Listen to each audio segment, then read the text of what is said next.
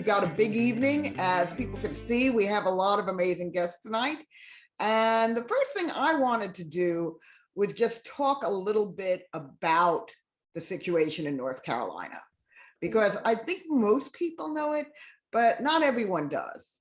And here's what I have to say about it initially is I have been in politics and independent politics since I was 21 years old. And that means I've seen a lot of things. And I'm older than that now. And if I'm, being straight, I'm getting near 52 years old. So I've seen a lot. And being in this kind of work makes you cynical and it makes you jaded and you think you have seen everything there is to see. But in this, I have seen something new. I was wrong. There's other things to see.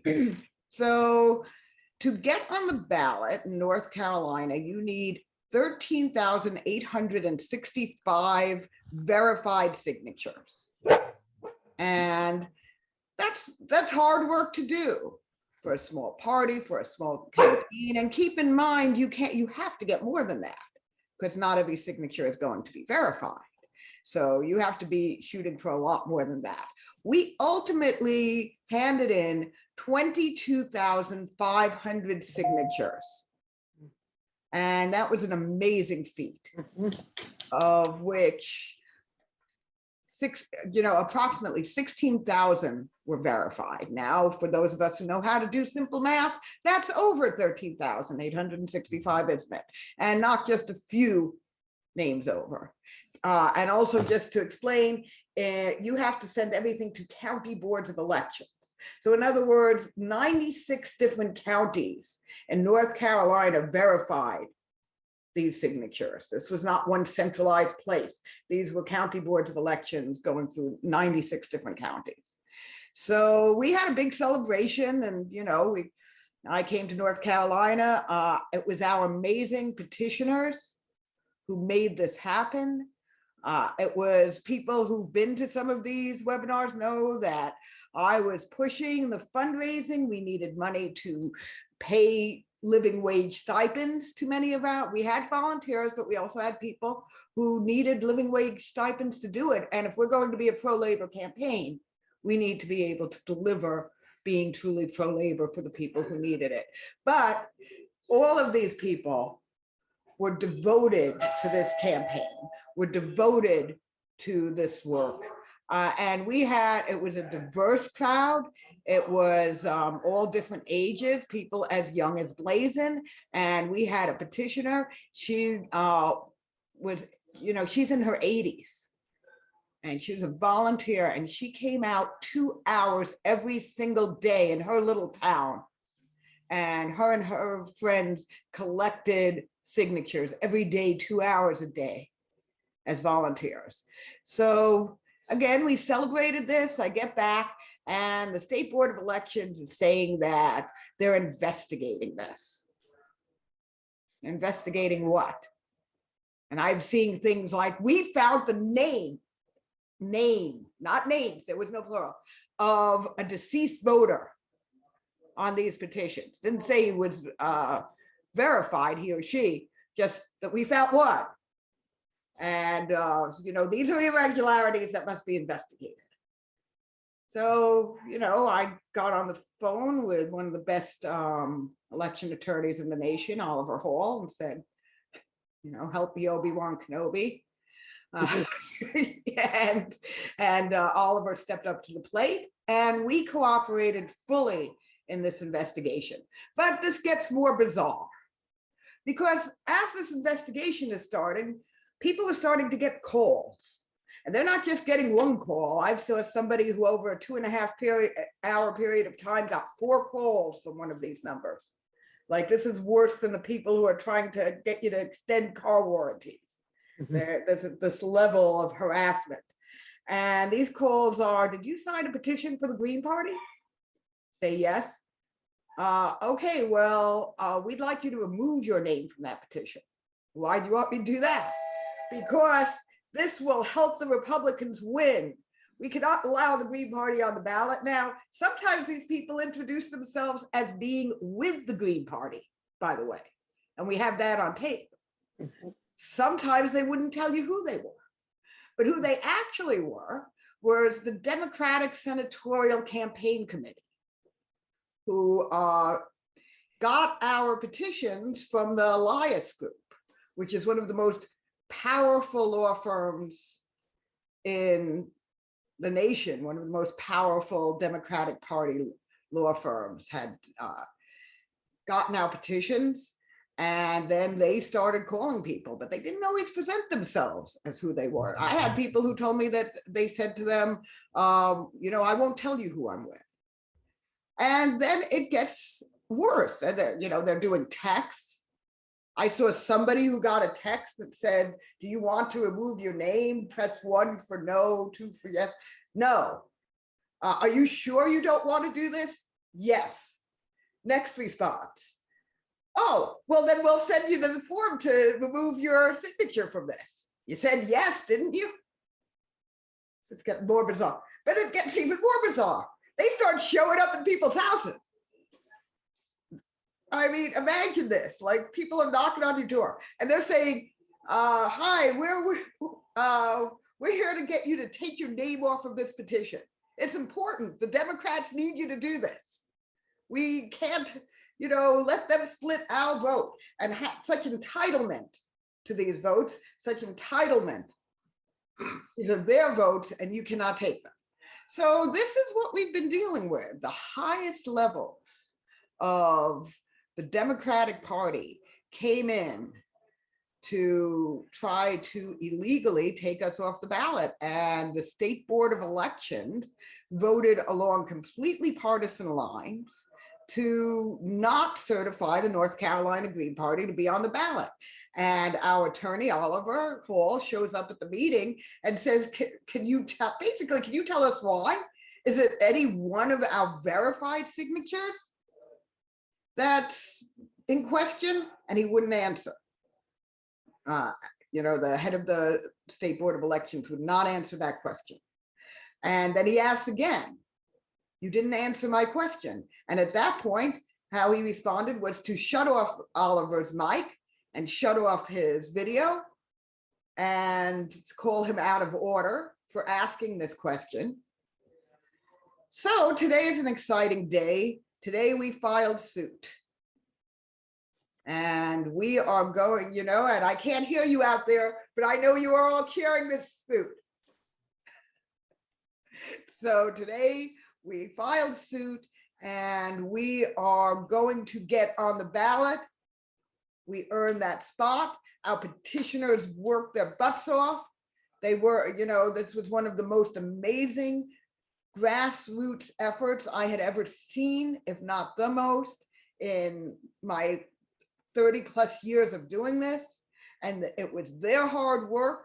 It was the people of North Carolina, many of whom said, I'm not going to vote for you because I don't agree with your platform, but I want democratic choice on the ballot. Mm-hmm. This wasn't just people who supported the Green Party or Matthew Hoh. These were people, ordinary people who said, I want to sign this because I want voter choice. We need more choices on this ballot. And we are going to fight for them. And we are going to, this is a very important case for democracy, for not just to get the Green Party on, but for any grassroots petitioning effort. Because if they could do things like say, we found a single deceased voter, I've pointed out, if I wanted to destroy a petition, could I sign my late husband's name to it? I know his birth date, I could do that. And then, oh, deceased. We must investigate, we must stop this from happening. But the reality is that they never thought we would do it, and we did it. And so with all of that said, I am, you see we have a busy program tonight, but I kind of needed to go over what had happened. So the first person I am going to introduce to you, well, first, Matthew Hoh. Let me just introduce Matt. Matt is somebody who put his life on the line for his nation when he felt that that was the right thing to do. And when he realized that it wasn't the right thing to do, he put everything on the line for the soul of his nation. And this is a candidate they're so scared of, because this is a man who won the Ridenhour Award for truth telling. Well, imagine having somebody in the US Senate who has been celebrated as a truth teller. So, you know, Matt. And the first person I am going to introduce doesn't need much introduction, but she ran for president on the Green Party line in 2012 and 2016. She is a champion of democracy everywhere. And she is somebody who has also dealt with the repression of democracy that happens when you try to challenge this system. And so everybody, I can't hear you, but I know you are all giving it up for Dr. Jill Stein. Thank you. Thank you so Jill, much. Can you take it hear me away. okay? Thank you. Do you hear me all right, Rose? I do. Okay, great. So it's really an honor to be here. Thank you for organizing, Rose. Thank you for running, Matt. Thank you to the candidates who are with us tonight and prior candidates who are also here to speak. Thank you for everyone who's come out to stand up and stand together, not only for this courageous candidate, Matthew Hoh, not only for the Green Party, but as Rose said, this is really about our democracy, which is on life support and which is really under attack. And what the Democrats are doing now with their lies and their dirty tricks and what appear to be completely illegal tactics, many of us know that this is not new. You know, this is very similar to what went on in 2020 with Howie's campaign, and there have been versions of this. You can go all the way back to Ralph Nader, and you can see the same group, Mark Elias's Democratic legal law firm that actually coordinated up to, I'm sorry, not up to, actually 53 law firms in order to mount some 20 some lawsuits in, I think, 18 states against Ralph Nader in order to distract him from his campaign in 2004. This was a completely orchestrated and, dare I say, apparently illegal, unreported campaign contribution involving some $2 million worth of legal services that were never reported. Ralph Nader tried to take it to the court and to the attention of the FEC, who in their wisdom declined to investigate, as their legal department said they should. So, you know, let me just say, Mark Elias has been around the block here before. We've seen what the DNC can do, the kinds of the strategies that they mount out of desperation. So let's just jump to the, you know, cut to the chase here, because why are they doing this? They are doing this because they know their days are numbered, because they are terrified of candidates like Matthew Hoh, who actually walk the walk, whereas the Democrats talk the talk. If even now they don't even talk the talk, they're not standing up for their historic agenda, you know, their historic progressive agenda, supposedly, which, you know, sort of called out the military industrial complex. They don't do that. They are now leading the charge with the military industrial complex headlong into catastrophic and devastating wars. You know, at one time they gave lip service to Medicare for all. They don't advocate for it now. You know, the assault on working people and labor rights, you know, they've been long left in the dust. So the Democrats are really terrified of, I'd say, Greens in general, but also Matthew Hoh, who has not only the courage of his convictions, the courage to go to war, and then the courage to say no to war in a much bigger way at a time that this urgently needs to happen. And we are really the only the only show in town for challenging the war machine, which is now really being led. Both the war machine and the Wall Street machine are both really being led by the Democrats. They are swimming in campaign contributions. In the 2020 election, our election system was drowning in something like $14 billion in campaign contributions, which doubled the money flooding our election system and corrupting our election system. This was twice what went into election corruption in 2016. Someone with deep pockets can contribute $600,000 in one check. So as money is growing bigger and bigger, that's swamping our political system, the donors who are really calling the shots are contributing in larger and larger sums, and money is more and more concentrated into the hands of the few. We are that rapacious oligarchy. We are that system, end stage capitalism, end stage empire. I think I've heard Ajamu call it the white supremacist, colonialist, fill in the words for me here, Ajama. I'm leaving some of them out, but he'll come back to this, I'm sure. There are many names for this system. What's that? The white supremacist, colonial, capitalist patriarchy. Patriarchy, that's it. Yes, thank you. There are many pieces of this system and they are all failing madly. We need system change and no pressure, but we Greens are here. Matthew Hoh is here. All of our candidates are here to really hold this system accountable for the devastation it is causing for people, planet, and peace over profit.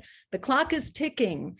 We cannot afford to waste a day. We cannot afford to waste a campaign. We cannot afford to waste the tens of thousands of signatures that have been collected here to advance the cause of our democracy. I'm trying to keep an eye on the clock here so I don't go over. There's so much to say. There are many of us here to say it.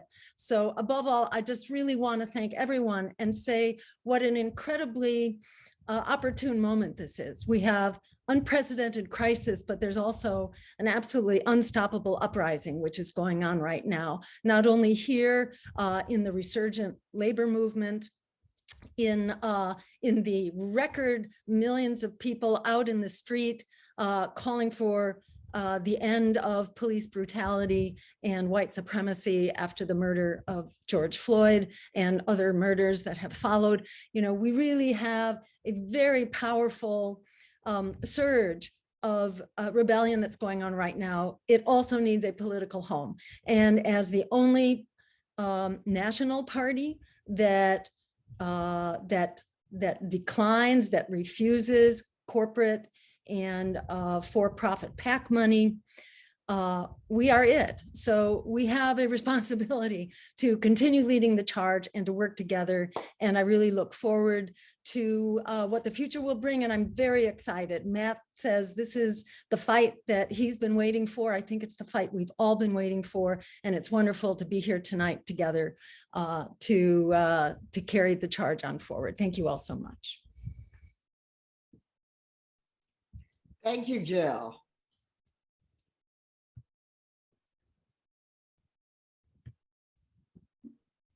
Matt, do you have any commentary? Thank you, Jill. And I actually had the opportunity to appear with Jill. It was just published today, but this week on the Brianna Joy Gray podcast, the Bad Faith podcast. And really was a pleasure to be on that with you, Jill, and just the context you provided for what we're going through in this campaign. But I just want to follow up with what you said about this being the fight that we want. And this is a good fight. It's a necessary fight. It's a worthwhile fight.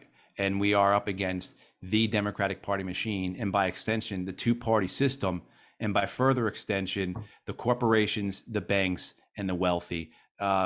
I'll speak more to this later, but this is a good fight, and I'm so glad to be here in it with you all.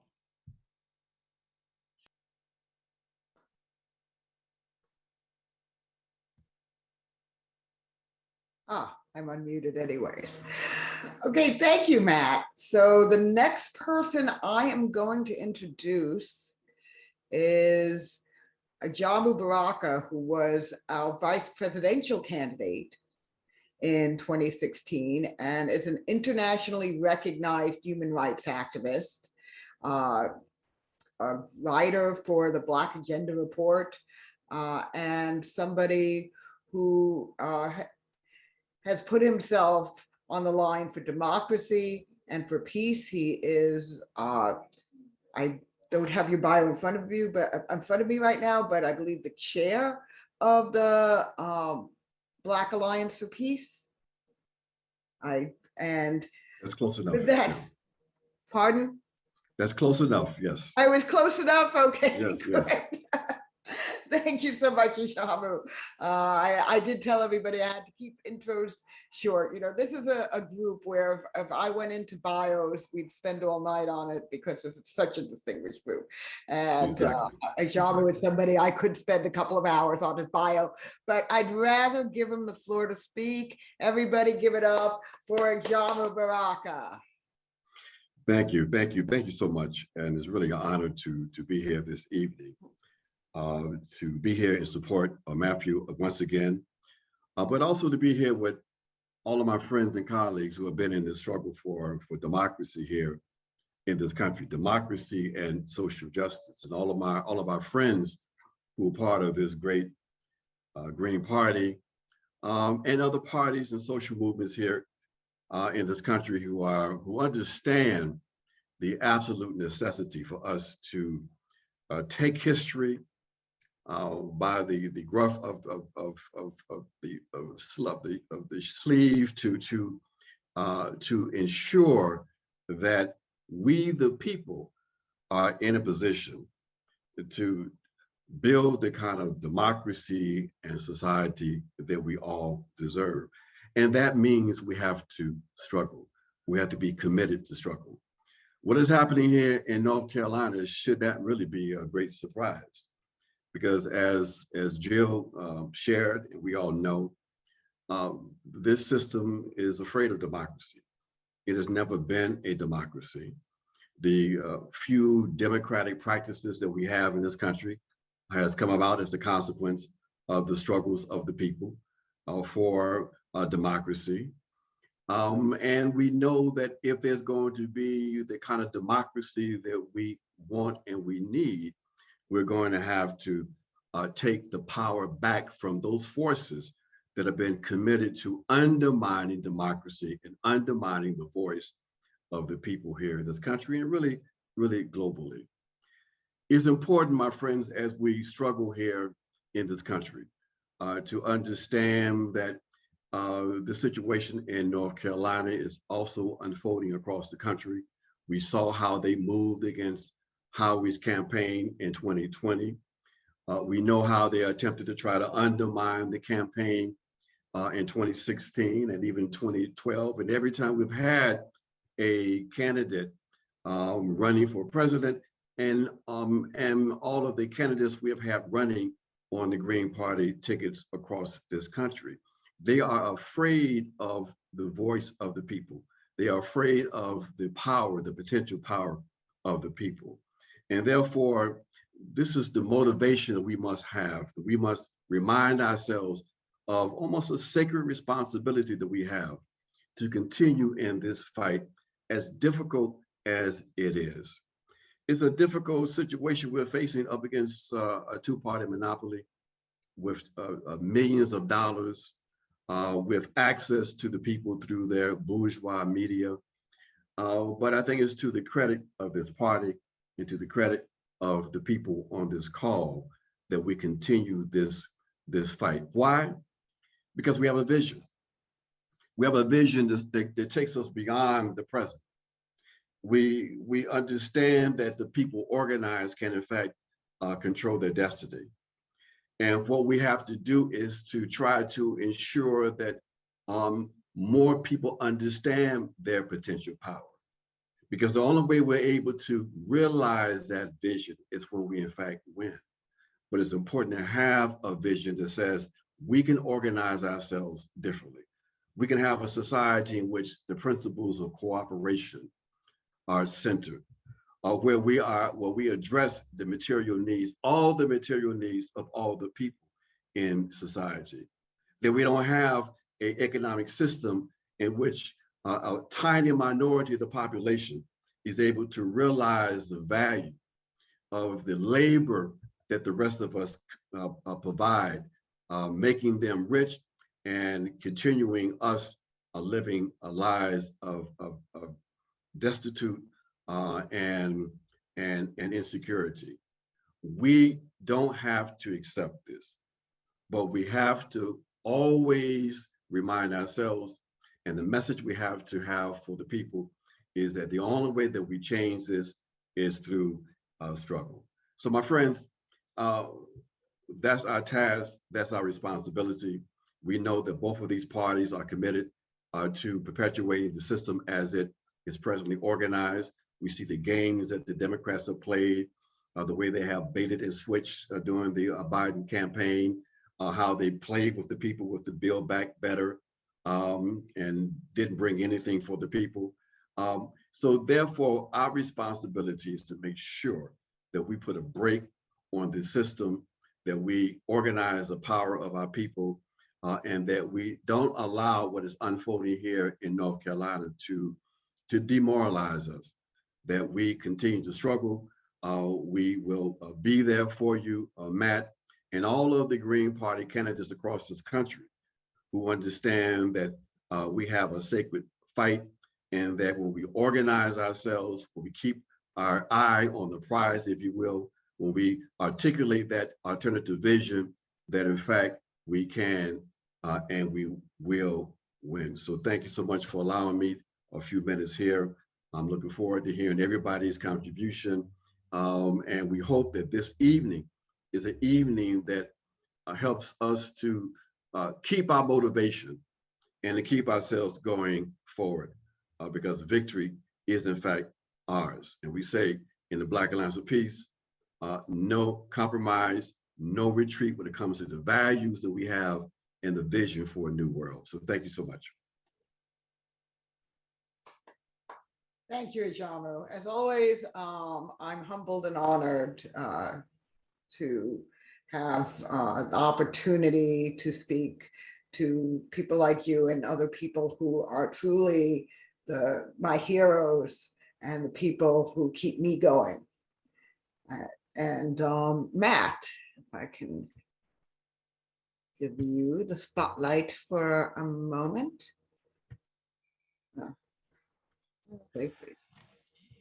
Thanks, Ajamu. It's you know, one of the things people have been saying, have you been surprised by this? And I've been saying kind of glibly, no, you wade into an alligator pit, you're going to get bit.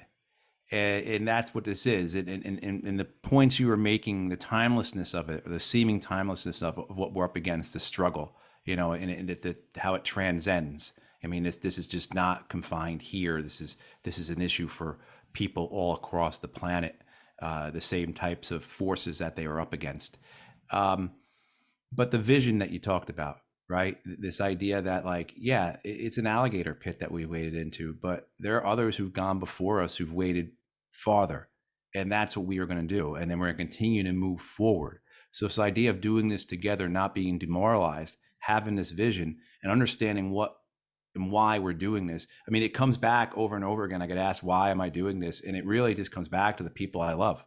A lot of them aren't with us anymore, but there are a lot of people I love who are with us. And I know there'll be more in my life to come who will need some type of vision, just as you espoused, to continue to help them move forward. And so I appreciate so much your words, you know, and that tying this all to this timelessness, the transcendence of the movement, what we're trying to accomplish, but also to this, you know, we will do this and we will move forward because we're doing this because of people we love. And there's no giving up on that. So thank you so much. Thank you. Thank you, Matt. And hold on one moment.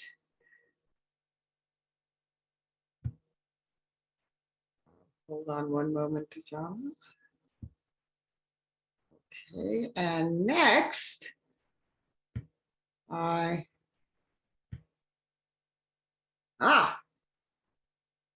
next up is the man who I have introduced on many occasions as the original Green New Dealer.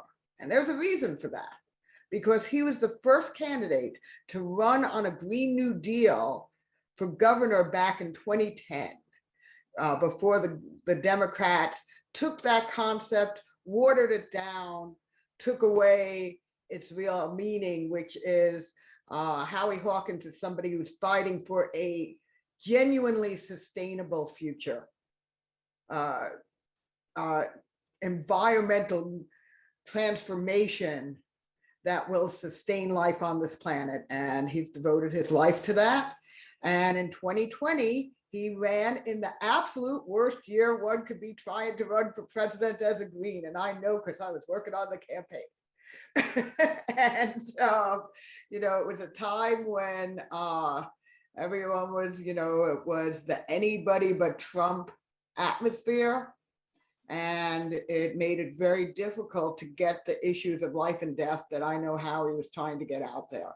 And in the midst of all of this, the Democrats, ex-governor Andrew Cuomo, changed the rules in New York to make it nearly impossible for the Green Party to make the ballot. So I know Howie could talk a little about this, but he has recently come up against this in his bid for governor. And with no further ado, I give the floor over to Howie Hawkins. Howie, take it away. Well, thank you, Rose. Yeah, we tried to get on a ballot again this year, and with 8 other independent nominating petitions, all fell short of getting 45,000 signatures in 42 days.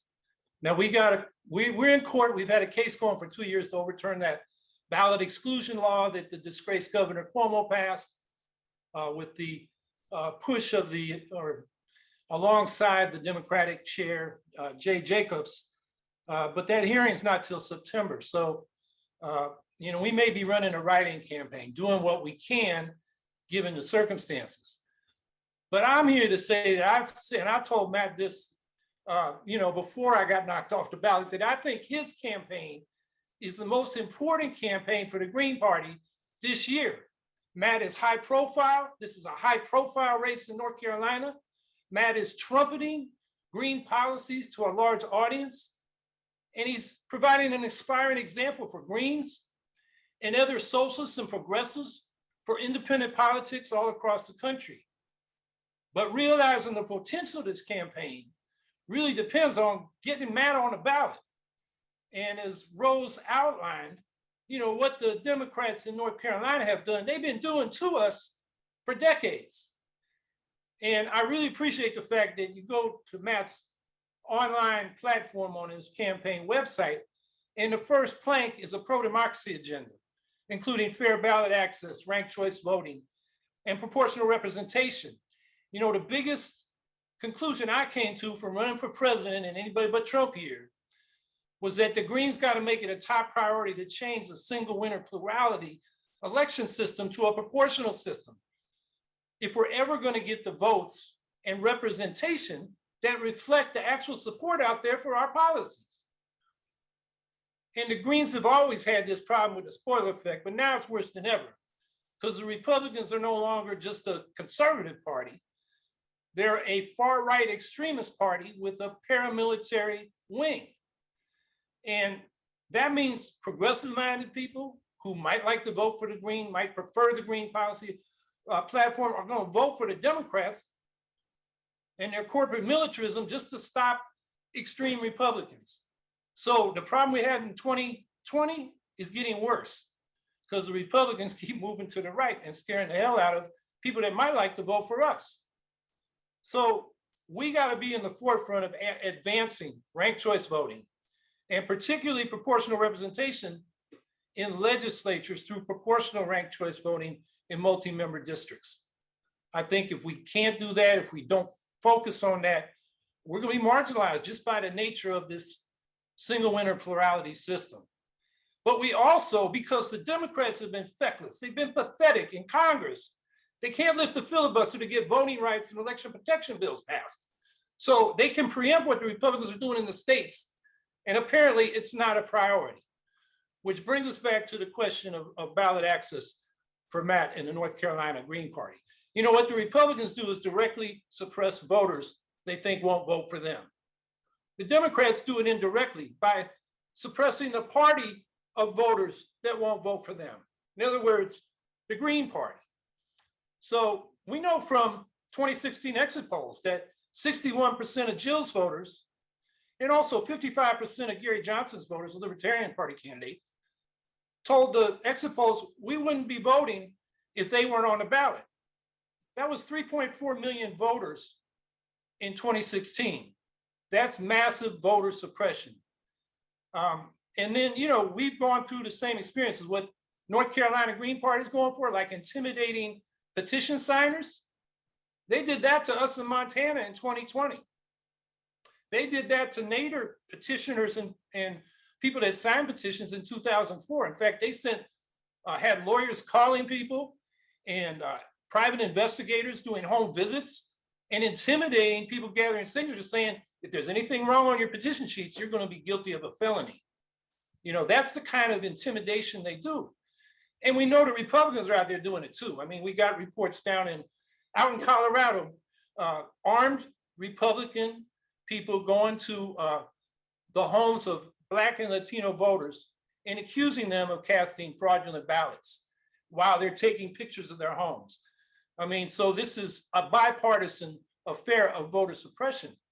We also had the same experience in Wisconsin. Oliver Hall was shut down in the North Carolina Green Party. My campaign manager, Andrea Marita, every time she spoke up, she was told to shut up. And finally, the Democratic chair of the Wisconsin Election Commission said, if you speak up again, we're going to cut you out of the meeting. So we've been through this before. You know, Mark Elias, the person that I think Jill mentioned, that lawyer, he's the top election lawyer for the Democratic Party. He was with Perkins Coie, their big law firm now. He's got his own law firm. He was John Kerry's lawyer for John Kerry's campaign in 2004 when they went after Nader. We got a warning from Richard Winger in 2020 that Elias was quarterbacking the attempts to knock us off the ballot. And now through his client, the Democratic Senatorial Campaign Committee, he's going after Matthew Hoh. So that's what the Democratic Party does. You know, party suppression is a form of voter suppression. It's what authoritarian governments do, and it's what the Democratic Party does in the United States. And that's why it's so important. And I know you're probably gonna make a money pitch later, but I'm gonna make one now. Give to Matt's campaign so he has the resources to fight these Democratic Party crimes in court. You know, in that hearing, they said, we're doing a criminal investigation of the Green petition. No, the criminal investigation should be of the Democratic Party for voter intimidation and fraud, violating the voting rights of the citizens of North Carolina and the constitutional political rights of the Green Party in North Carolina. So we got to win in court, get Matt on the ballot, and then run a campaign that I think will make a big difference in advancing the peace, justice, ecology, and democracy policies that the Green Party advocates. So good luck, Matt, and good luck to all of us, and let's win this one. Let's get Matt on the ballot.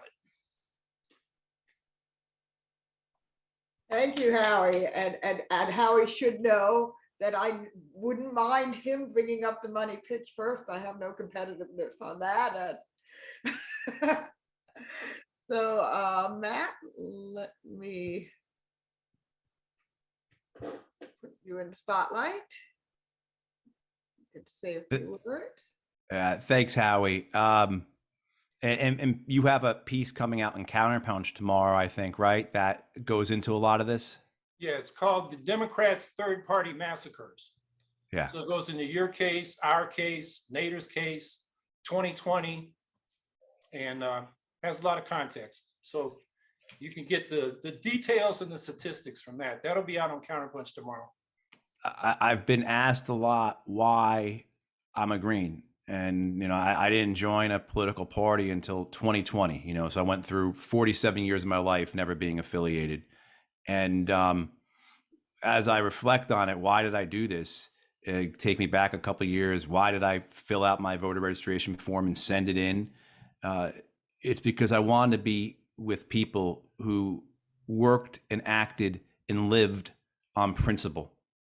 And the things that you're talking about there, Howie, the commitment to democracy, and that extends through our economic platforms as well, right? I mean, that we are just consistently democratic, but that idea, and as you're talking, I just thought about that, about I'm here for the same reasons all these other folks are here, because we believe that we want to act on our principles. And again, it ties into what I said before about the people that we love, and so I just see this common thread, this common theme that runs across everybody I'm working with, whether it be here in North Carolina, whether it be virtually, whether it be by association. I know this is the same for Brazen and Robin, and Delilah, excuse me, in their campaigns as well, the reasons why they're doing it. And I'm sure they'll bring it up later. But again, this keeps coming back to that we are a party of principle, and that's what separates us. And that's what gives us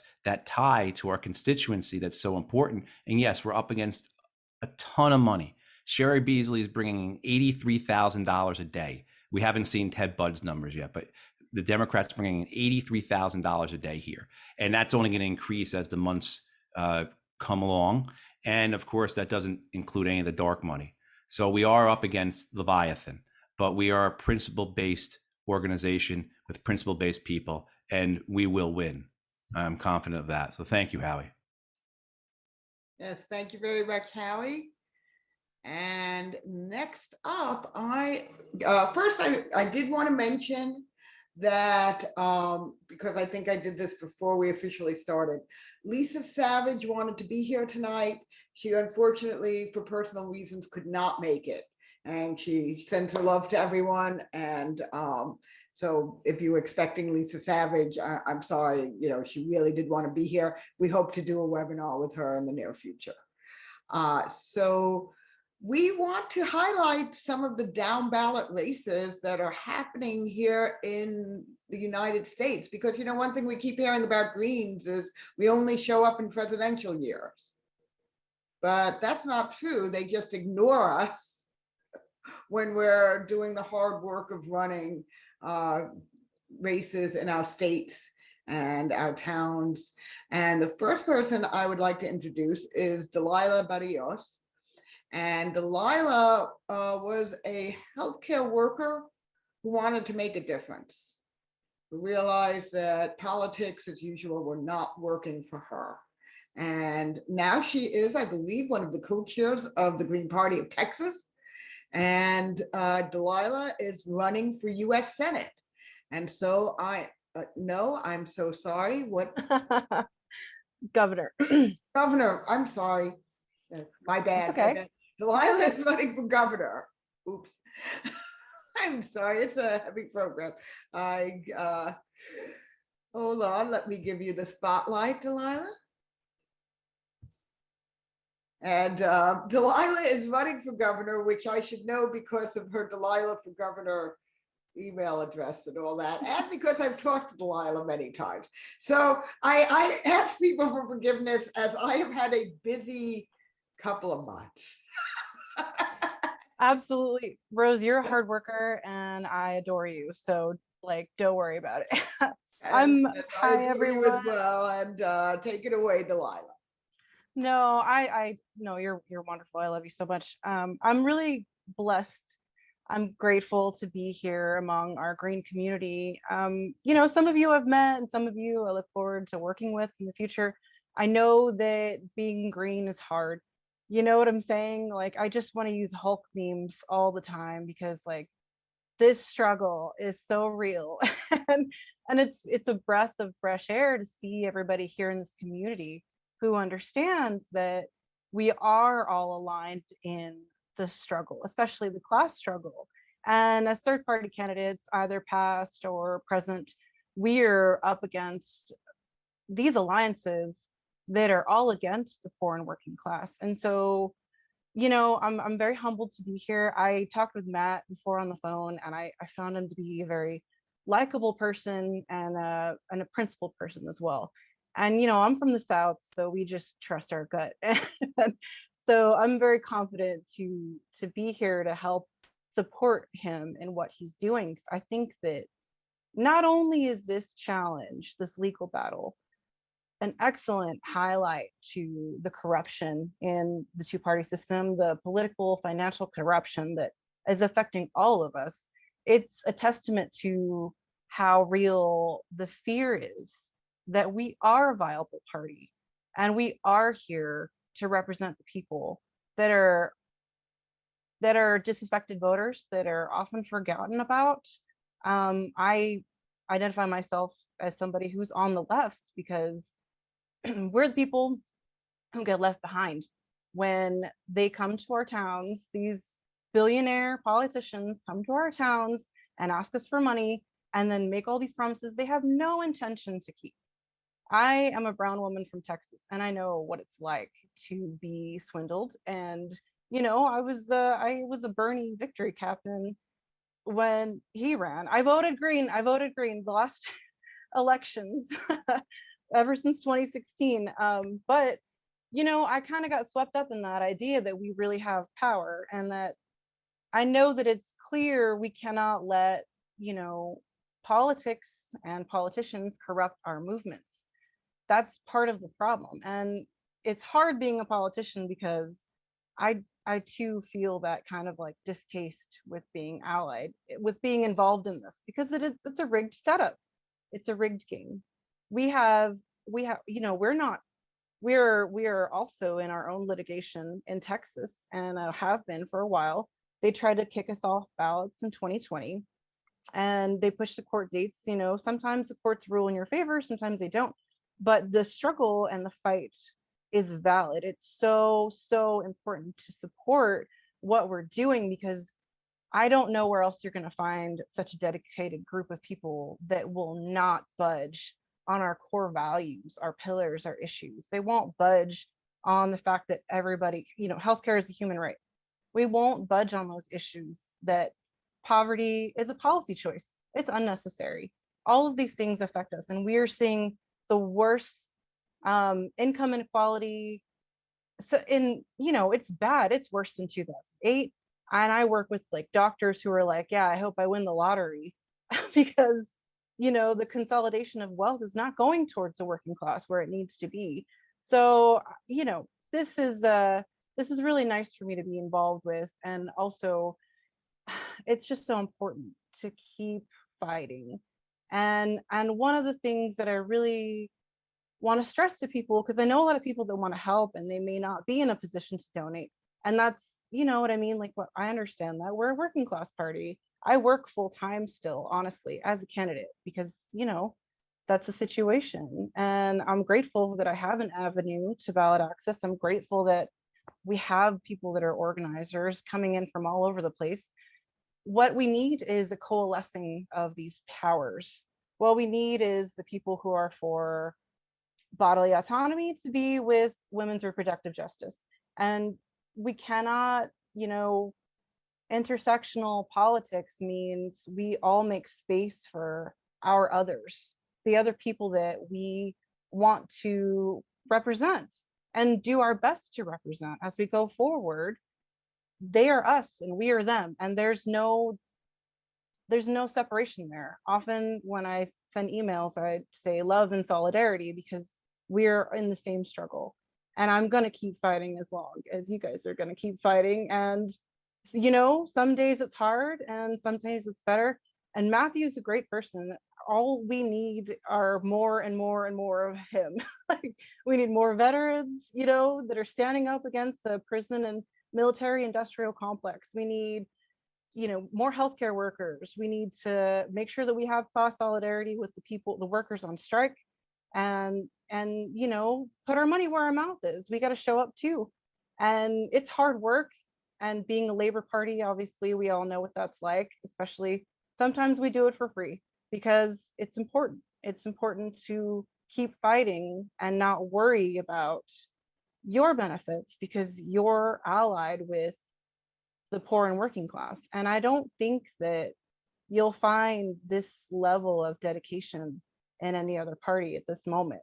I'm proud to be a Green Party politician, and I'm proud to be in community with all of you. And I just hope that we can get Matt on the ballot and he can be voted into office so that the people who are anti-war actually have a voice of representation, who's not corrupted. And yeah, so I'm just grateful and I'm happy to be here. So if you need to know more about me or what we're doing down here in Texas, delilahfortexas.com is our website. And yeah, thanks again for inviting me. It was such a pleasure to be here. Thank you, Delilah. I'm gonna put Matt up. Matt, unmute yourself. Ah, there we go. Thank you, Delilah. I'm so glad you were able to make it. Your candidacy means a lot to me. I mean, I look at your candidacy and through your Twitter feed a lot of times, right? And it is the fight that you're putting up down there against just the evil. I saw somebody use that in the chat, and there's no better word to describe that than what you're up against down there in Texas, and the life and death struggle that, as bad things are in North Carolina, Texas is a step beyond that. And there's a real fear that, as kind of Howie was talking about, where we're heading here with this, right-wing political movement that has an armed paramilitary now. We are really, and so having you here with me, knowing that you're in this with me, as well as all the 137 other people who are on this platform right now, the people who've gone before us, led us to this point, being here with you now, this love and solidarity is what I want to say back to you. So thank you. I look forward to working with you. I'm so glad that we're in this together. And yeah, we're gonna do really great things, Delilah. We're gonna do those things for the people we love, because we have to. We have no choice. So thank you. I like that hashtag, vote Delilah, not the dudes. Yeah, From- that's Yeah. Justin. He's great. I just wanted to, so Matthew is a veteran of war, but I'm a medical veteran. So I think also we kind of both have seen some things. And I think, I'm glad to be here too. Thank you so much. Thank you so much, Delilah. And one of the, I guess, lucky things about my life is that I not only get to work for heroic people like Matthew Hoh, but I have had the opportunity to make friends like Delilah and like the person I'm about to introduce. I've gotten close to people who aren't just my friends, but they're truly my comrades. They're truly people who I know have my back in this struggle. And I want to introduce Robin Harris. Robin Harris was the co-chair of the National Black Caucus of the Green Party. She is currently, although I don't know for quite how much longer, co-chair of the Green Party of Florida. And she is running, and I'm going to get this right, for Florida State Representative District 41.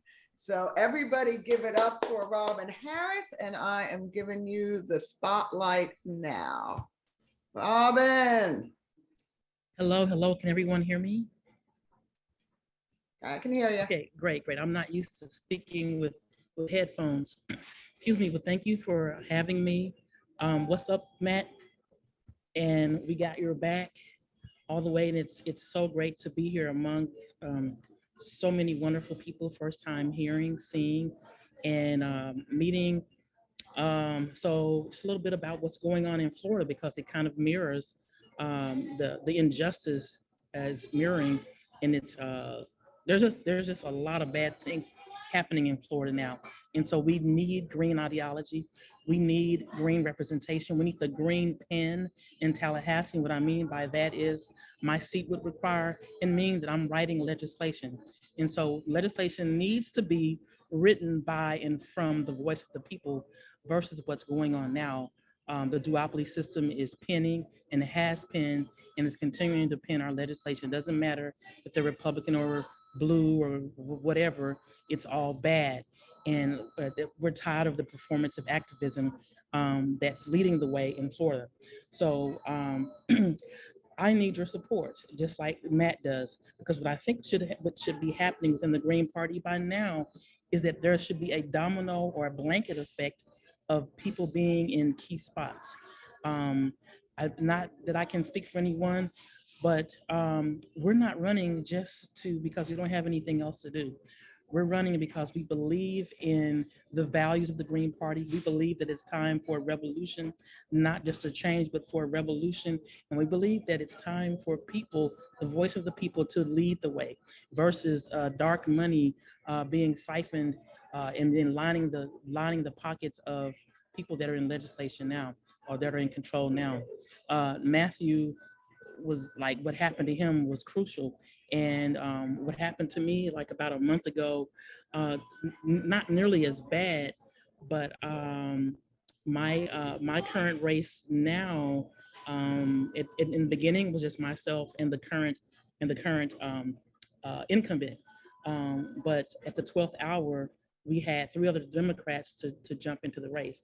And one of those people being the former state representative, who also, it kind of been like a mentor to me, encouraging me, telling me to run, you should do it, go for it. And so at the 12th hour, or the 11th hour, whatever they call it, he jumps in the race right before qualifying. Kind of crushed my heart.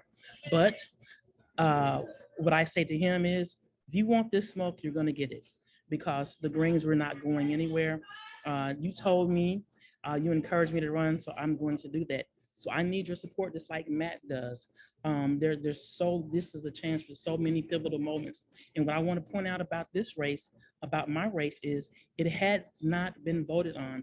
This seat has not been voted on since 2016. And the numbers that Mr. Bruce Anton won was about, we'll say approximately 5,000 votes. Now, when I ran back in 2018 for county commissioner, I lost with approximately 5,000 votes. So what am I saying? I'm saying this is so possible. This is so winnable for me, but I gotta have your help. It's like Matt has to have your help. We can't do this alone. You know, Matt's a good looking guy, but he needs your support. I guess I look all right, but I need your support. We need a green revolution. I can't just rely on the state. We need everyone that's green invested to help us. And so we need not only green, but we need greens as well. And because our money is pure. And so I think this is such a pivotal moment. I think this is a great moment. I've cried because some friends that I had that were so-called progressive have turned their backs on me because they can't stand that we have the audacity to not be part of the duopoly.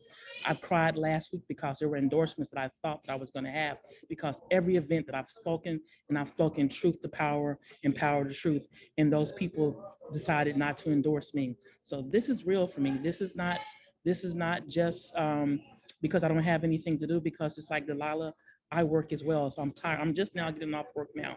So this is real for me. I think that the revolution should be televised, and the revolution should be led by folks like you and I. Thank you for allowing me to come and talk. And I'm going to drop my campaign information into the chat. Yes, I would. Please do that. Thank you, because I couldn't find you looking you up on for the website. So I want everybody to go to her website, because the more people go to it, the more it's going to come up. And Robin is a candidate worth getting to know, worth supporting financially through volunteer work. And I am going to bring up Matt. Matt, unmute yourself. Huh? Okay. You know, I first met Robin. I met you virtually. I mean, like, hey, this is the world we live in. But back in January on that ranked choice voting webinar. Yes. And I was so impressed. I was like, who is this person? And it was like one of the first moments I had running as a candidate where I realized, like, I've really done something here. Like I've really stepped into something where there are these people who I am now going to be engaged with who are just ferocious in their courage because they're not going to back down, that they're going to continue to fight no matter what. And I got that from you. And we were talking about ranked choice voting, you know, I mean, in proportional representation, I mean, we weren't, you know, giving like speeches as if we were in the final scene of Braveheart or anything. You know, I mean, so, but what we were, I mean, I just was so impressed, and it was. So I want to thank you for like being that kind of person that these last 6 months has allowed me to experience.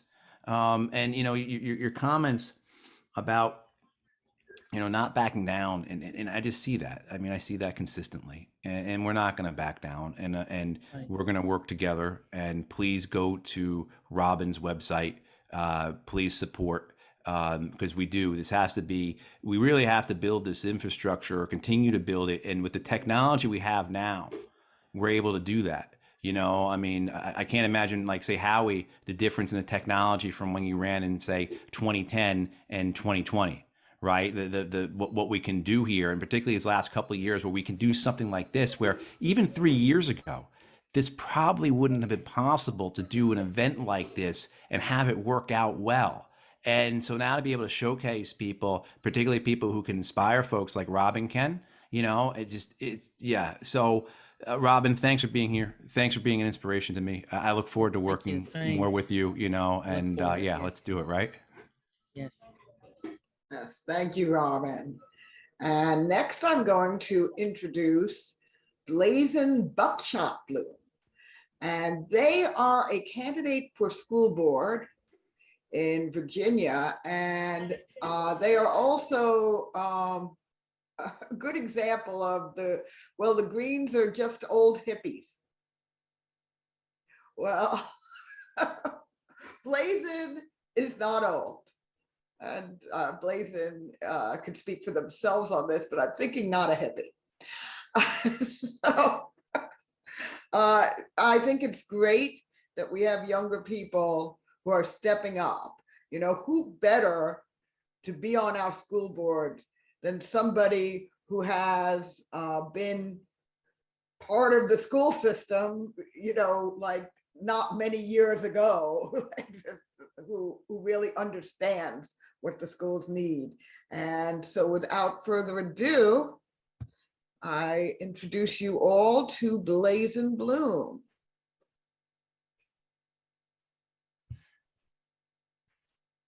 Thanks, Rose. I'll start off by, when we say my age, I'm only 19. I just turned 19. I graduated from high school in 2021. So when we're talking about me understanding the school system, I mean, I was in school during the pandemic, during the lockdown. I was on my computer at home with the internet going out every day at noon in my chemistry class. Like, I understand the issues that are impacting our students because that was me a year ago, because I still have friends who are in the school system, because I still have a brother who is in the school system. I'm still connected with my teachers who did a phenomenal job in helping me to become the person I am. And what's so exciting about this race is that, as Robin was saying with hers, is it's electable, it's winnable. All our seats are at large here in Chesapeake, Virginia, which, by the way, is the second largest city in the state, the 90th largest city in the nation. If elected, I will be representing 250,000 residents in Virginia, in a highly conservative city, and we have a good chance at winning. Firstly, out of 5 seats that are up, there were about 14, including myself, running. 14, 5 Republicans, 3 Democrats, myself, and a bunch of independents. When we look at fundraising, we ranked 4th. If you factor out the Republicans who have dominated local politics for decades, we're 1st. Comparing ourselves to the Democrats, we are out fundraising the Democrats. We're out fundraising half of the Republicans. These are establishment candidates. You think that they would be doing better than a 19-year-old Green, but they're not. Because I've been working in the community for 5 years now, 5, I've been putting in the work to build community, to help those who have been ignored by the establishment, by the two-party system. I've been going to city council, speaking out, fighting for change. Last year, I was leading the charge to get trans rights in our public school system. I was the one heading that up, a recent high school graduate, and I was being backed up by Democrats because they knew that what I was doing was important. They wanted to support me because we were doing the work that needed to get done. And while we were faced against dozens of individuals who were against us, against a school board that had no debate, no discussion, an 8-1 vote without any rights for our trans students, any real meaningful rights. They put trans rights saying you couldn't bully trans students. How are you going to do that when you're denying them every basic human right? How? When you say you can't compete on that sports team, or you can't use the bathroom, we won't even stoop to getting single occupancy bathrooms. We just don't care. It was ridiculous, but it was also the most widely attended school board meeting because we turned out people who had never spoken before. And this was after a year of people speaking out for COVID mitigation measures. We continued to turn people out because they were inspired. They thought that there was a chance in the most conservative city in our area, and there are 7 cities in our area, that of the most conservative city, there was a chance that we could succeed where other districts were failing. We have people power behind our campaign. People from across these 7 cities, which total over 1 million, people coming all over to support us, because when one city or one school district takes action, the others tend to fall in line. And so this isn't just a race to change Chesapeake, to make our school system something more here for the 250,000 people who live here. It's to set an example for the surrounding cities, for the over 1 million residents who call this area home, and hopefully to have a knock-on effect for the rest of the state, if not further. We're talking about transforming public education in this country. We're talking about ensuring that our schools have mental health resources, have guidance counselors, enough of them, therapists, social workers, nurses, instead of funding police, or reallocating the funding to pet projects in the wealthy parts of the city into assuring that our teachers are getting paid a living wage, that they're getting needed benefits and bonuses to keep teaching in a job that is horrific teaching conditions. When we look at the pandemic, they were forced back into the classrooms. We had to fight just to have basic masking. Teachers who were up in age, who were experienced, who loved teaching, who retired early because they didn't want to put themselves at risk or their families at risk. A school system that has seen more early retirements than ever before in 1 year, and it's only growing. We're losing teachers, and we're not the only district. We're one of many, of hundreds. Those are just some of the policies that we're fighting for. And let me say, we're the only campaign that actually has a platform backed in research. The best you'll see from the rest of the candidates is a few measly sentences saying, we support our teachers. How? Tell me, how are you going to support our teachers when you get elected? How are you going to support our students? Talk about mental health. How are you going to support it? Are you going to hire more support staff who are experienced, who are trained in this? Are you going to update the curriculum? Are you going to get mental health screenings free of charge for the working class families in our city? We're not talking about that. The Democrats are being told they can't even talk to our campaign. They can't talk to me. They can't talk to anyone outside of their party. There's 3 of them running for 5 seats. There's a special election. They have a candidate there too. So if they all went 4 out of 9, they're going to make change with 4 out of 9 on the board. How are you going to do that? And when we look at our campaign team, it's not just me. It's not just me and a campaign manager. Right now, we have 3 people, myself, my campaign manager, my media coordinator. And what we're looking at, we're going to have that at least doubled by the end of the month of people working in structured positions, not just coming up the canvas, but helping organize the canvassing. organizing what our social media looks like, because by the way, that's our big push, because I'm young and that's how my former peers are connecting with us, who are going to turn out and vote for me. And just to add on, our elections used to be in May, and I helped get that pushed to November. Back in my sophomore year of high school, I was pushing to get that done, and we won. After much pain and difficulty, we won. And this is the first November election in our city's history. We have an outstanding chance to win, and not just win, but to win in a conservative city in the South. A trans kid winning for school board in the South. Not a Republican, not a Democrat, but a Green. We're going to make history here. I'm going to take that strategy and we're going to take over the South. We're going to show them that it's not a bunch of racist bigots, but it's people who care. That's what our campaign's about. That's what Matt Hoh's campaign, Delilah, Robin, we're running in the South, and we're running to make a change, a difference for the people, not for the corporate elite, for the working class Americans. Thank you, Blazin. I am going, that's just so important that you have such passion and energy, and that, somebody, I think Barry Bender wrote, Blazin, you are our future, and it makes the future bright. And I just want to say I'm on board with that. Matt, I am going to add you here. Yeah, Rose, I'm not going to talk anymore for the rest of the campaign. I'm just going to let Blazin do all our talking from now on. Blazin, Yeah, you're not getting out of it that easy. Blazin, there is a fire inside of you that is amazing. It is. I mean, I know everyone wants to talk at you're 19 and yeah, school and everything. No, there is something special about you that you rarely see, you rarely come into contact with, and you have that. And it's guided by something that your parent obviously helped instill, but you have that.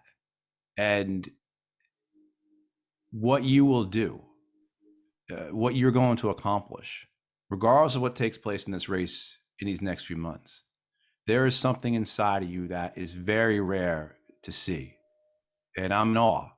And I can't wait to continue on with you with this. And I can't wait to see what you do, because you're going to do a hell of a lot, and you're going to help a lot of people.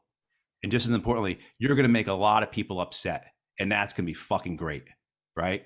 So please, thank you for being here. Thank you for what you're doing. I see AP's on the line, your campaign manager. Thank you, AP. But yeah, keep doing it, guys. Keep doing it. And thank you for inspiring me, Blazin. Thanks, Matt. I got involved in the party in my 8th grade year back when, or I started getting involved in politics during Jill's run in 2016. She's what got me interested in politics after the other two candidates that were atrocious. And it was the following 2017 February that I got involved. And I'm just astonished to get to share a virtual stage with some people that I've looked up to. Ajamu, you, Howie, Madeline, Jill.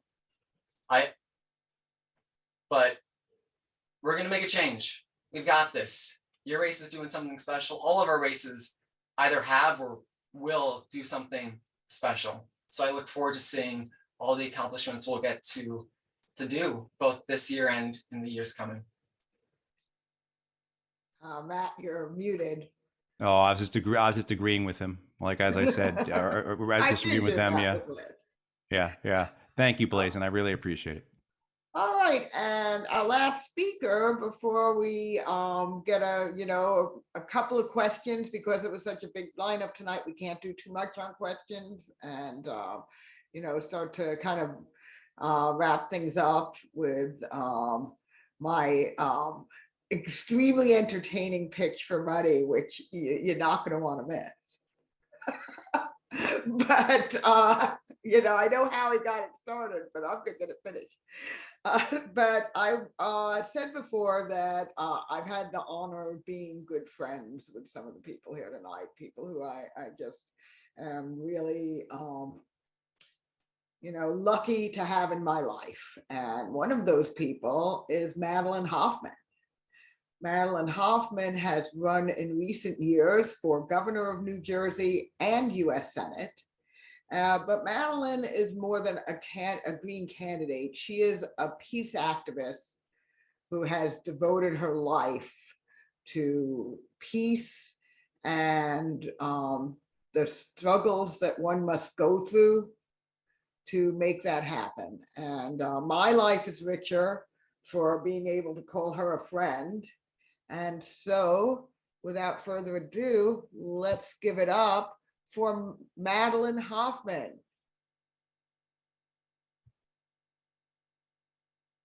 Thank you so much, Rose. This has been a really inspirational webinar to this point. I hope I can continue with the inspiration.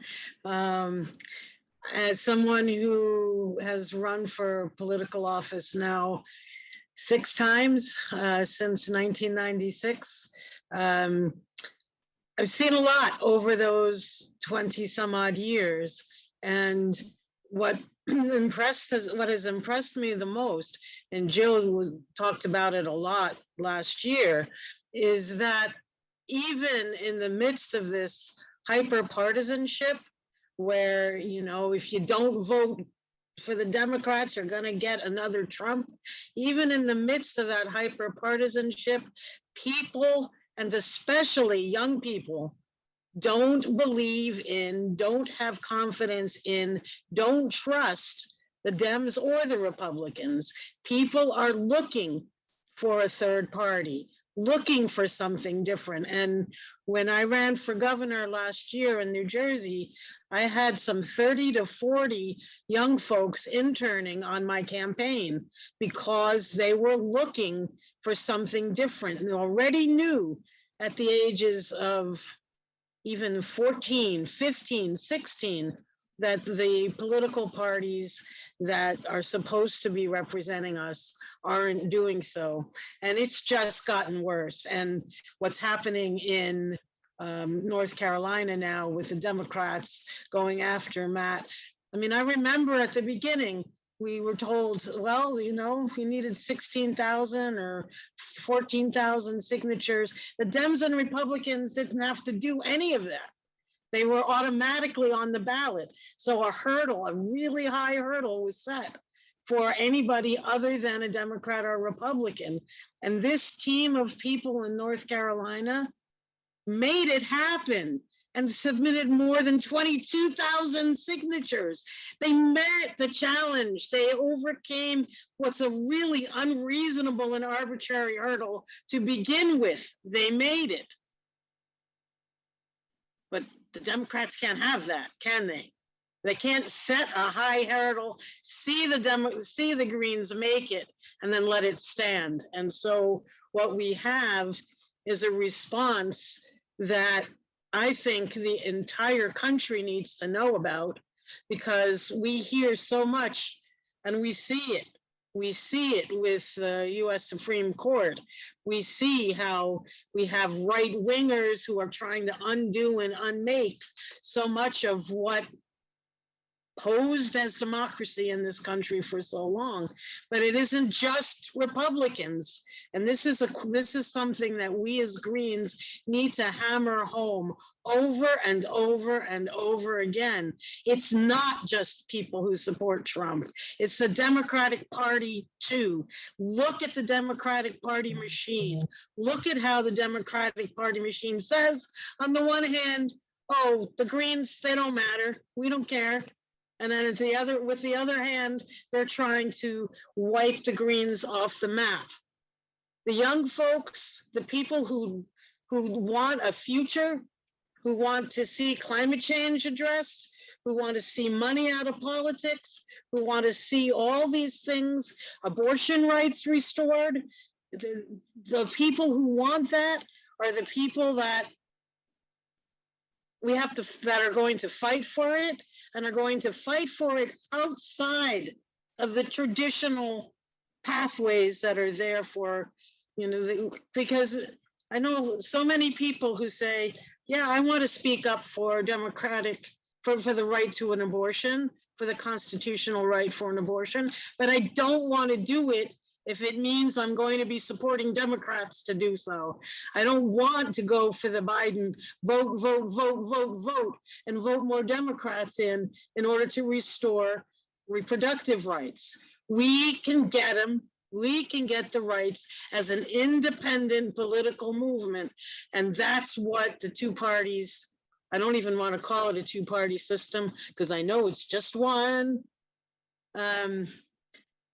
We can do it outside of those structures, and that's what gives the Democrats and Republicans fits. The idea that we will have an independent revolution, an independent political movement. I just came back from Colombia one week ago. Feels like a couple weeks, but it was only a week ago. The people of Colombia elected the first leftist president and vice president in Colombia's history in June. It was a long time coming. I was with people who were organizing day in and day out, talking to people day in and day out, building an independent political movement. Now they, are in a position to try to make a change and then put together a different kind of program, but they were fighting against violence, murders of social leaders, people who were threatened. Francia Marquez herself was threatened before she ran and during the time she ran. But that was because people of Colombia wanted to see a change. And I believe that the people of the United States want to see a change. And every one of the people who've spoken so far has shown that people in the United States want a change. And we can be inspired by those who are not going through the typical normal channels in order to get that done. And I'll just end with this, because we talk about hyper-partisanship, but it doesn't exist when it comes to military spending.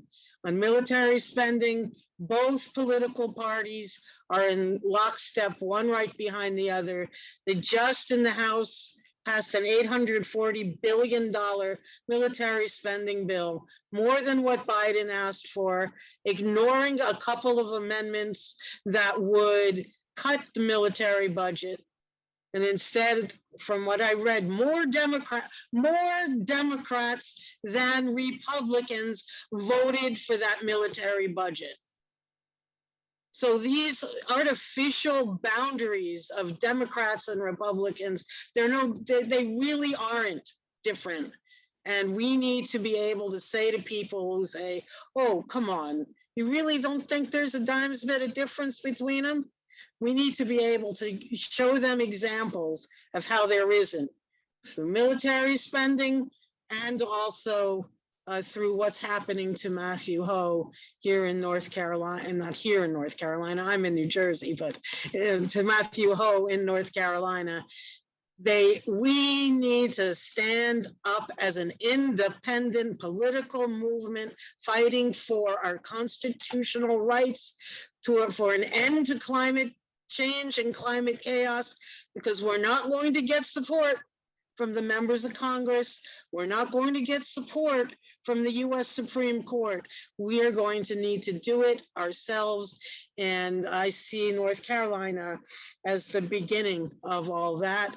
And I'll just, to participate in the gubernatorial debate in New Jersey this last time, the only way I could have done it as a third party was to have raised $490,000, just under $500,000. And that's why we're fighting. That's why we're angry. That's why we're supporting Matthew Hoh. That's why we're all here, because the system it's corrupt to the core, rotten to the core, and we need to bring about a radical change. Thanks. Let me bring Matt Hoppe. Hold on. Pat? Okay. Thank you, Madeline. Gosh,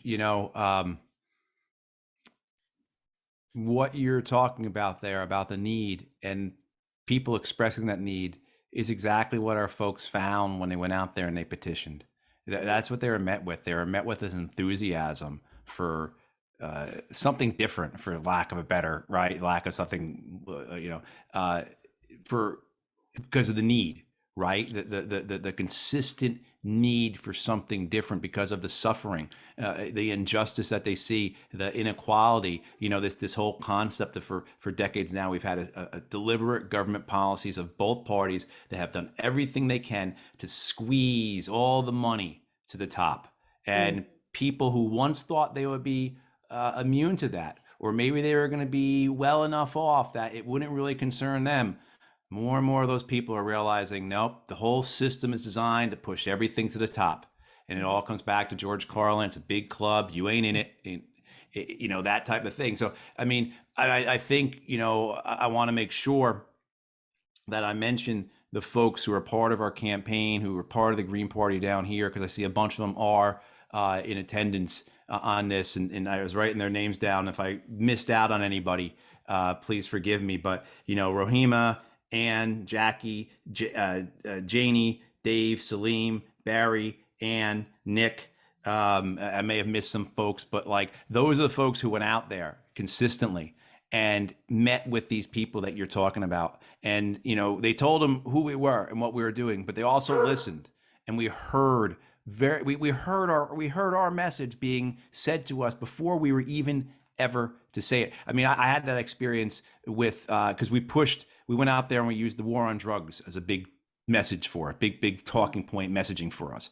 And yeah, we met some folks who were like, yeah, it'd be cool. I want to get high in a park, but most of the commentary we got were people who were telling us how that war on drugs has just brutalized their families, how it has just ripped apart people they love, because rather than treating it as a substance abuse issue or addiction issue, they're treated as criminals. And of course, the other side of the whole war on drugs is the mass incarceration and the people who have just been run over in order to ensure this hierarchy we have, this caste system that we have, what Ajamu was talking about earlier, right, is maintained and preserved.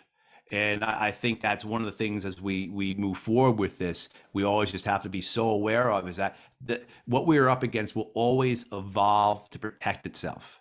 And that's something we all know, but we're seeing how many people out there are hurting. And so the urgency of now is we just felt that from all the tens of thousands of people that we came in contact with over those months of petitioning. So thank you so much, Madeline. I appreciate it. And thank you. We've done from New Jersey, Barry Bender has been, and Craig Gaetano, and so many folks up in New Jersey have been such a huge help to us. So yeah, thank you.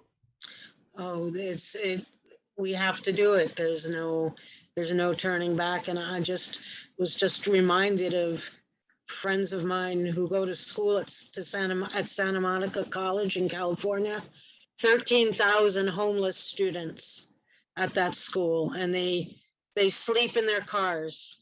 They study and they sleep in their cars. I mean, the pain that you talk about when I see here about the rents, the high rents, these are structural issues that only the Green Party's talking about needing to change. Right. Exactly. Good God, 13,000. 13,000. Just have to tell you something funny that just came up on my phone. I don't really entirely know why Reddit posts, given I never go to it, show up, but North Carolina Elections Board rejects Republican signature check motion. Something about that. Not because I'm in favor of that signature check motion, but this is the same Board of Elections that has decided it wants to look through 22,500 signatures. And if it doesn't find a single one that was verified that they don't like, they'll use the ones that weren't verified to do what they're doing. So I just find that just an interesting thing of all the things to come up on my phone. At this moment. Yeah, this whole thing is such a farce. It's so absurd. It's so brazenly partisan. I mean, I've had more people the last 2 weeks say to me, you know, I've been looking at politics for 20 or 30 years. I've never seen anything this overt. They just don't care. There's a smugness that we've come across here, the arrogance of power, this attitude of we're going to do what we want, and what are you going to do about it? And that's the continuing devolvement of our system. And so, yeah, no, I'm sure they voted against that signatures checked, either right before they discussed this again today or right afterwards, you know, Yeah, and they without even discussed us again blinking. today. I must point out, they didn't put us on the agenda. So we might have thought to be at the meeting if we were on the agenda, but they didn't put us on the agenda. They didn't put the North Carolina Green Party ballot access on the agenda, but they discussed it anyways. And so I'm getting calls this morning from people in the press. Like, you came up at the North Carolina State Board of Election meeting. Well, I'll just say this, like, again, just to show the enormity of the bad faith here that we're dealing with.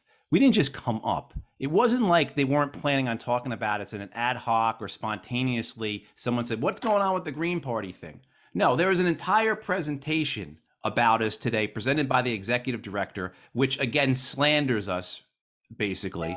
And they never contacted us. They didn't tell our attorney about this, and they didn't even put it on the agenda. So the way we find out about it is by journalists who are attending for another reason, telling us, hey, they talked about you guys today. And again, it was a presentation, not something spontaneous. And it just goes to show that it's rigged, this is purposeful, and it's deliberate, and it's because they are threatened by who we represent and by the moment that Madeline was just talking about, the way people are expressing their need for change. So, but yeah, thank you, Madeline, so much. Thank and you Rose, so much, Madeline. And I'm going to put you on spotlight now, Matt. Matt's like, oh, stop that. He has that look on his face, but hold on a moment. And because we had a very busy program tonight, you know, the Q&A is generally more robust than this, but there's a good question here that's going to sort of segue. And somebody is asking, Matt, what would you spend my donation on? right now, legal fees, right? And the costs of that we're going to endure as we go through this, because way I envision this playing out is we'll win in court. We'll win this lawsuit, but the state will appeal because the state always appeals. And then we'll win that as well. But then the Elias Law Firm and the DSCC will step in, and then they will legally challenge us. They'll do some administrative challenge. They'll say, you know, they've got all their complaints already lined up. They've been down here for weeks getting the arguments prepared, you know, all these meaningless false arguments that don't hold any water. But so I think that is what we're going to be facing is one obstacle put up after another so that they can get to that final line of defense, basically, which is the ballot printing, so that hopefully they can run this all out until there's no more time, because the ballots are already printed. And yeah, too bad, so sad, Matthew Hoh and the Green Party, but you are not going to be on the ballot this year. You know, and I think that's what we're up against. So Charlotte, yeah, it's a great question, and that's the priority right now. We also have to keep paying our folks, because we have folks who can't afford to be doing this without being paid. And then we have all the other aspects of campaigning that we have to accomplish as well. So, you know, it's a great question, but, you know, the priority right now is the legal fight that we're in, this David and Goliath struggle against Leviathan, against the Democratic Party, as well as the state of North Carolina. So this is a really great two-front battle that sincerely I need everyone's help with. Thank you, Matt. And I have both Howie and Ajamu have questions. Howie was up first. So Howie. Well, I was just going to say, draining the Green campaign of resources is their strategy, part of their strategy. We got a quote from Toby Moffett, who was a former Democratic member of Congress and a big corporate lobbyist in 2004. And he told, I think it was the Washington Post, that the purpose of all these lawsuits were thrown at Nader, and a lot of them were frivolous. They were probably illegal suits because they were frivolous. is to drain his campaign of resources and to take up all his time. And then running out the clock. You know, they did that to us in Wisconsin. The state Supreme Court sat on it for 11 days. And then when they got to the case, they said, oh, it's too late. We got to print and mail out the ballots in a couple of days. And they had everything they needed for 11 days. Or this goes back to 1990. We petitioned to put Guy Chichester, an old Clamshell Alliance comrade of mine, one of the original Greens from the first meeting in St. Paul, Minnesota in 1984. And there's a special commission that ruled like 2 weeks before the election, actually, you did have good petition. And we had submitted it in July. And they said, but it's too late to put Guy Chichester on the ballot. So I'm just saying these tactics are old, and we just got to give Matt the resources he needs so his lawyers can make timely responses and nail these, I won't say the word, Democrats. Thank you, Harry. Jamu. Thank you. I'm curious, Matthew, to know how are people responding to this in North Carolina when they hear about this, because it's so, I mean, it is so egregious in its unfairness that one would think that that it's the kind of story that can penetrate the bourgeois press and generate real a real sense of outrageousness with the boldness of how they are undermining the democratic process. That's the first question. And the comment is, you know, in some ways you have an opportunity, Matthew, in the sense that, you know, while you have to do this legal fight, the real fight is political. The real fight now is the mobilization of your base to engage in creative activities there in the state, picketing the electoral board or various targeted elected structures you want to target, taking this fight to the public. And the fight is a fight for democracy. Align oneself with those elements, including elements of the Republican Party, the libertarian elements that be more than willing to comment on the abuse of power by the Democrat Party in that state. So, I mean, it sounds like a very juicy political fight there in the state. I'm just wondering if you can comment or share with us how you are in fact tackling this issue.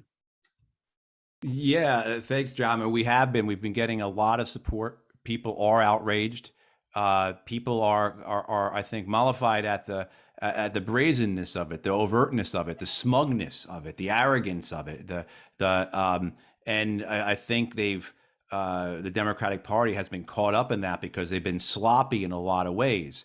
They underestimated us. They just thought that because of their own entitlement, who they thought they were, what they were obliged to receive, they didn't have to worry about anything. I mean, they constantly discounted us. I can tell you the number of Democratic Party people in the state and in the country who basically said, you have no chance of getting on the ballot. And if you did, it doesn't matter because you represent fringe issues that people in North Carolina don't want. Both those things massively untrue. We are representing something that people do want, and we did get on the ballot, and we did it very well and overwhelmingly. So we have met a great degree of support. There's a lot of anger. And we have been able to utilize that because we are getting very good local media coverage. We are getting very good local media coverage. The state's two largest newspapers have run stories on this at least once a week, a couple times a week. We've been on the NPR affiliates in the state. We've been able to be on local television a number of times, and we've found some allies across the spectrum. I actually had a conversation today with a guy who runs the John Locke Foundation, which is a very conservative organization here. And this is something like we wouldn't have anything in agreement on. But on this, we find ourselves on the same side, because what it is, and we see this say like our friends over in the Libertarian Party, they recognize that we are in the position that they very well themselves could be in. And that this danger is a very real danger, just not here in North Carolina, but nationally. Because the arguments that they're using here, this argument that because there were these irregularities, and we're not really going to show you the evidence of that, because there were these irregularities, there could be more. And because there could be more, we can't certify you. I mean, that's more or less the same argument that Rudy Giuliani and those crooks were making on behalf of Trump 2 years ago, that because there could be fraud, we can't certify the elections. Well, what's the fraud? Well, we can't show you, or we're not going to show you. That's what we're experiencing here. So just basically on the whim of whoever is in charge of the board, whichever political party dominates, they can choose what to do. I mean, the whole thing is farcical. People are getting upset by it. People have had enough of it. As someone on Twitter said to me the other day, someone from overseas, they said, hang on, let me get this straight. Basically, you're saying that the two political parties get to determine if a political candidate or another political party is allowed on the ballot. And I said, that's right. That's the system we have. I mean, and so people are really, this exposure, this really rips it open and shows the rot and the corruption. And we're trying to take advantage of that as best as we can. And I think we're doing a great job with it so far. We've had a tremendous amount of support from, the lefty podcasting YouTubers out there. We've been on a lot of national programs. We've got a story running tomorrow nationally on NPR. So we have been getting that type of response. Of course, we've gotten nothing from the establishment media, the Times, the Post, the Journal, or CNN, MSNBC, or Fox, but we're not expecting that. But we don't need that, because like I was saying before, things have changed. Things have changed so much in the last 10 years. That technology wise, we don't need that. We just need to continue communicating and working together, and we will bring it down. Like, I mean, the ability for us to fight this Leviathan asymmetrically because of the spirit of the people we have, the overwhelming moral advantage we have, and the technology that we now have. We are in a movement here to really hit that tipping point and push something over. I was reminded, Richard Wolff said this the other day, and I think it was Vladimir Lenin who had said this, but Lenin, I think it was Lenin. He said, for decades, nothing happens. And then in weeks, decades happen. And I think we are nearing that point. I think we are nearing that point. And I think it's because of the work that people like you have done, Jill, Howie, Madeline, the work that Delilah, Blazin, and Robin are doing now. The work that all the folks who are part of this campaign are doing. I'm scrolling through this list of people in attendance, and I'm recognizing a lot of names. People have been supporting us, and I'm so grateful because you're allowing us to do this. And then I see other names out there. I see Ryan Parker, who is with DSA, and he's one of our plaintiffs on our lawsuit. I mean, it's fantastic that we're working with so many people. And then I see other folks out there, Greens who are running, who, are not part of the panel tonight, but we'll do something with in the future. Josh Bradley, who's running for city council here in Raleigh, Justin Paglino, who's running up in Connecticut, and then Jacob Bailey out in Indiana. So we really have this ability to connect and work together, do it asymmetrically, use our moral advantage, and push this thing over. And I'm convinced of that by what I've seen the response been in the last 2 weeks. So yeah, I am grateful for everyone that's here. And I know that this is something that we continue to do what we're doing, and we will win. Thank you, Matt. And one thing I raised with a reporter today, and I will say this is a local CBS station who are very, very fair with the campaign. And I can tell you this reporter was very irritated by what had happened with the Board of Elections this morning, in part because he was like, they didn't even put down the agenda. So they're trying to make it sound like, look how fair we're being. You didn't even put them on the agenda so they know this was happening. I mean, even people in the mainstream are a little taken aback. And one thing I said to him, and I say this to people on the left who say if voting could change anything, they'd make it illegal. Well, to that I say, if it couldn't change anything, they wouldn't be trying to make it illegal, where actually nothing illegal is happening. But they're, you know, but a crime could have been committed somewhere, and we can't just let you be on the ballot until we can find a crime. It's all very Kafkaesque. With that said, let me give it over to Jill Stein, and that will be our final commentary before we start getting into the closing. It's been a really great program, but you know, I know people have got to do things that involve not being on this on this webinar forever. Dr. Stein, you're muted. Thank you. Sorry. I just want to underscore, you know, what a couple of people have said, that, and you as well, Matt, that, you know, it's really important that we define what is the struggle and we define what is the victory, because, you know, the powers that be will always try to disempower us through hopelessness and a sense of defeat. And especially after our conversation with Brianna Joy Gray yesterday, and I recommend people go check that out. You know, it just so drives home to me that you have already won. We have already won. This is a victory. The fact that the Democrats have really just blown it with their, you know, with their infinite arrogance and their just blatant abuse of the democratic process, their raging hypocrisy. They have really just so exposed themselves here, you know, and I haven't seen a word from them, you know, to try to, you know, explain what they've done. You know, I mean, this is just so totally embarrassing and outrageous. And they've been messy and immoral and just, you know, all the bad things you could possibly say, they just exemplify, and they're exposed, you know, they're just really caught in the daylight here, doing all the things that they claim to be the opposite of. You know, this is who they really are. They've been exposed. This is huge. And it comes at a time when people are fed up. They've completely had enough. And for those who've been sitting on the fence, it's really great to see how this is just helping people make that break with this abusive political relationship that so many people have been stuck in for decades.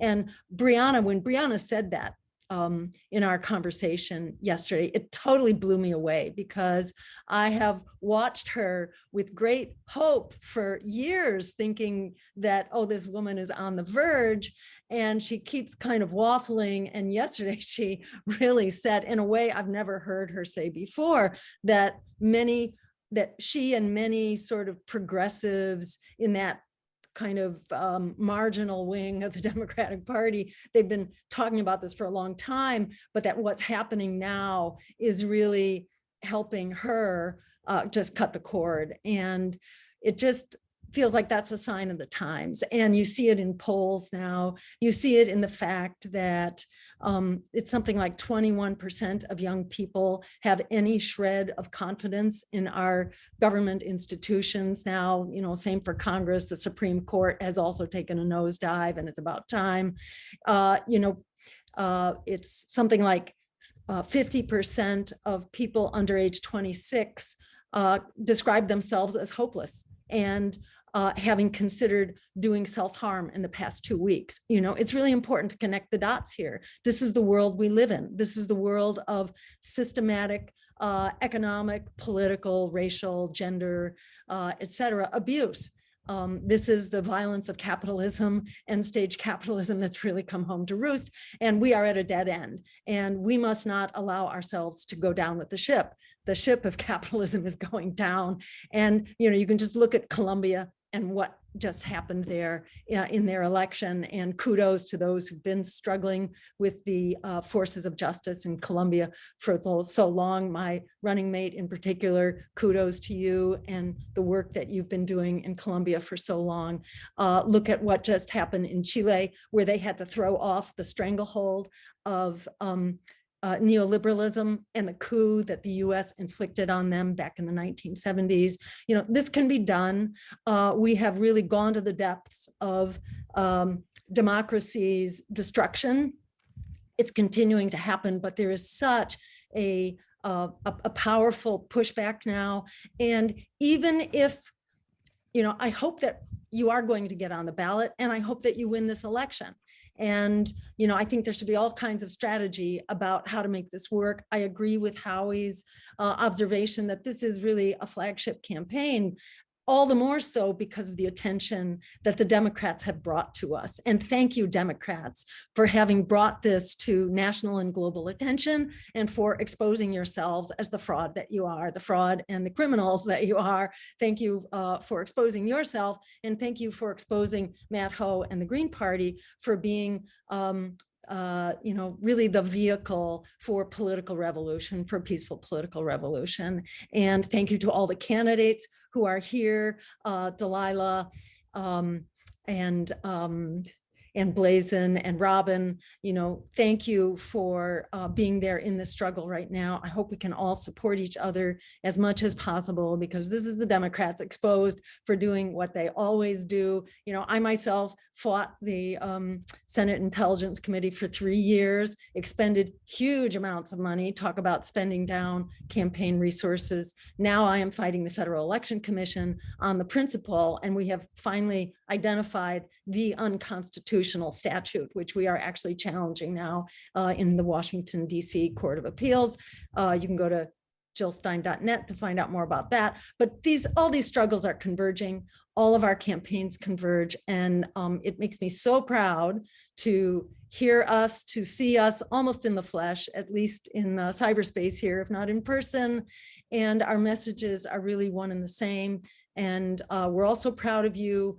Matt, I don't know if you want to say a word about, you know, to me, it just totally blew me away to hear our conversation yesterday and to see how much the Democrats have really shot themselves in the foot, you know, and more by this outrageous action and criminal action that they've taken against you. And it's really important that we come away from this and we go forward thinking about this as a huge opportunity and as a win, a victory that we have already won and that we must build on, because this is where the world is going right now. The pink tide is back, and it's not just in Latin America. The pink tide is back. The power of empire is being challenged like never before.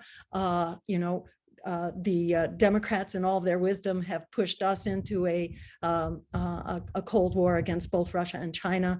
This is not good. This is not good for the empire. The empire's arrogance has really come back to backfire against it. So, you know, things are very much in motion right now, and it's a really great time for us to be standing up as the party for people, planet, and peace over profit. Thank you, Jill. Thank you.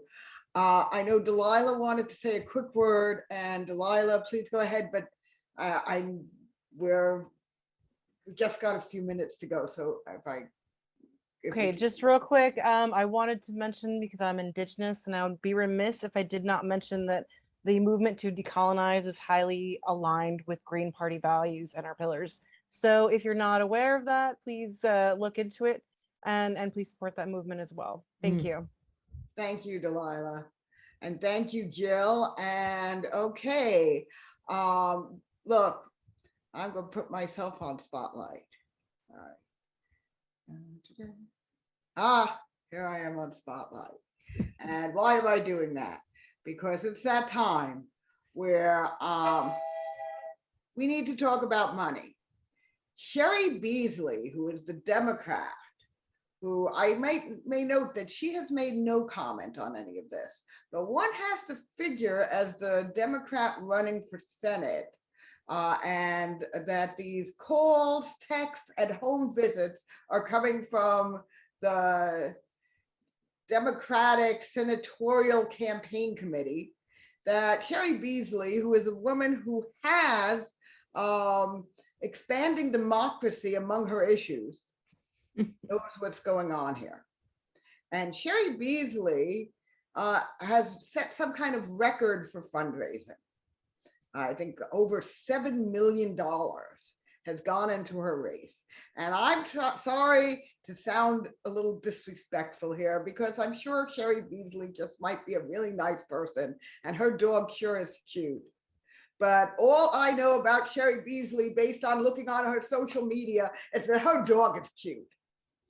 She is not giving anything politically of substance. She puts that poor dog in little patriotic ties. Says, "Here, Stanley, he loves wearing this tie." I'm like, that dog doesn't love wearing the tie. But what I'm saying is that for this substance-free campaign, she has over $7 million to spread the message of "my dog's cute, vote for me, I'm not a Republican." Matthew Hoh is not being challenged to be kept off the ballot simply because he's a great candidate, which he is. But there's more to it than that. They're not just keeping Matthew Hoh off the ballot. They're keeping Medicare for all off the ballot. They're keeping climate emergency off the ballot. They're keeping living wages, affordable housing, racial justice, serious racial justice, reparations, empowerment, self-determination, community control of the police. They're keeping ending the war on drugs off the ballot. And somebody like Sherry Beasley, who runs on no substance, has over $7 million to do that. And that is why I am so shameless in saying, give us money. And if you can be a hero to this campaign. Now, first I want to say, everybody who's here tonight, everybody who is fighting this fight, I do not care if you have the money to donate. If you are in this fight for democracy, then you are my hero.